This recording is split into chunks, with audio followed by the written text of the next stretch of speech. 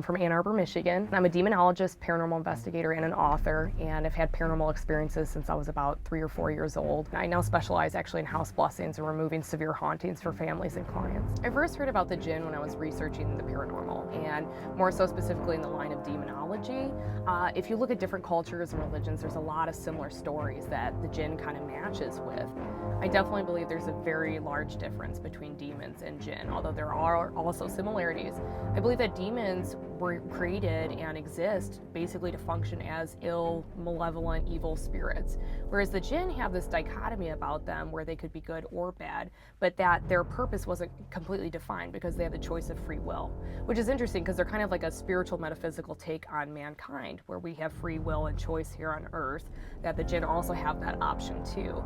I believe I've had several encounters with what I believe to be our Jinn, or demonic features or entities. So in the morning I was getting ready before house blessing, and I believe I saw what was likely a Jinn or a demonic feature in my home. I had been getting ready, I took a shower, I was blow drying my hair in the bathroom, and what I saw, I instantly knew what I saw was not natural. It wasn't something of this world that I could explain it as, but it was like 7 or 8 feet tall. It was a very tall, lanky shadow, very thin, and it moved at an incredible speed. It shot through the living room into the bathroom, and I saw it. It wasn't even my peripheral vision. I completely saw this entity with my own 2 eyes. The hair on my arm completely stood up. I had chills.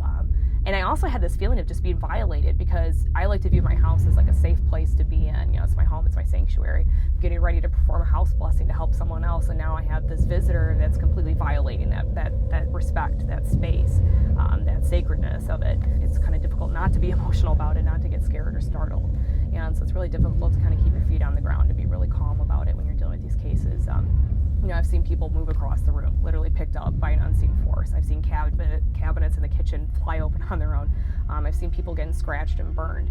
And how do you explain these things? You know, to the average person, without, you know, scientific proof of this, you know, you sound like a mad person. What rings true to my soul, like as a human being here, is that there is a spiritual realm, that maybe there's even multiple realms. You could even go into quantum physics and different dimensions and things like that. There has to be something more to this world. And I think it's very pompous and arrogant for us to think that, oh, this is all there is, you know, the 9-to-5 world and westernized things and concepts like that.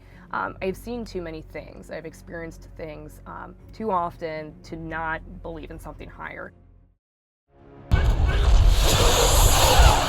It's just unique and creative and scary too, but then there's this action built into it, and I think that's what's really going to drive a lot of people. You know, you got your sports car, you have the beautiful lady, you've got these crazy evil looking Jinn things, and then this battle, this race to who's going to come out on top, and I think that's awesome. And I think that really will compel a lot of people to, you know, be on the edge of their seats throughout the whole movie. But visually, it's just exciting to watch. It's exciting to listen to, and that it just really captures you in all your different senses in a way. So, I'm excited to see it.